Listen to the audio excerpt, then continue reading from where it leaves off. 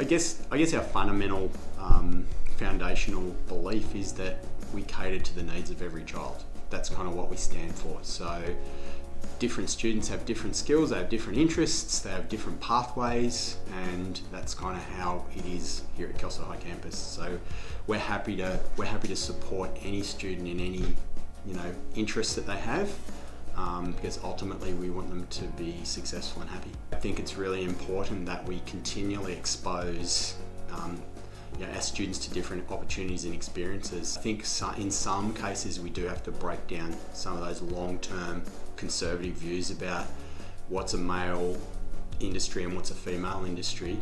And fundamentally, there's no reason why any girl or boy can't be as good as someone else from the other gender in any work that they do. It comes down to the individual, their interests, their skills, their passions, what they like, what they're good at.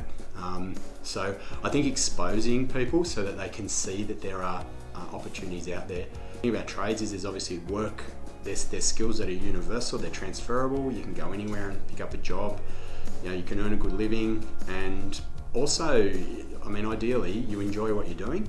If you enjoy what you're doing for a career, then it makes it a lot easier to get out of bed in the morning and go to work. So we've had a couple of girls who've ended up as a result of the Girls Can Too program. There was one who did a school-based apprenticeship who ended up leaving school with a full-time apprenticeship. Great result. We've had other students kind of try different things. Some students try and realise that they don't like the trade, which is just as important as the ones that have success. Their barriers are probably just their own, how they conceptualise themselves and think about themselves and them as workers.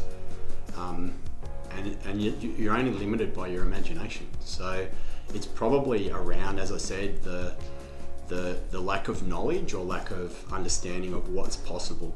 So again, this program allows us to break those barriers down so that the students can make the choices that they want to make. Potentially, I guess, families, if your family's always had a sort of way of doing things, and there's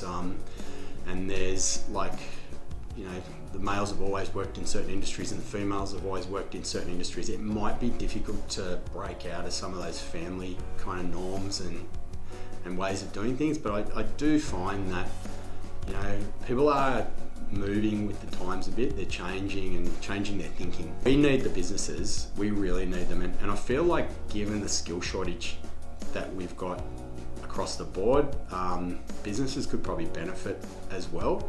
Bathurst is a growing centre. It's got there's a lot of industry here, there's a lot of support service industry for businesses that service mining and other industries, factories and so forth in town, construction. It's really booming as a place. So, and a lot of our students are locals, and they will stay local.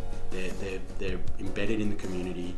Their families are intergenerational Bathurst families. They're probably not going to leave. They're going to stay here and contribute to society. So I think it's a great investment for us into the businesses, and it's a good investment for the businesses in the students as well.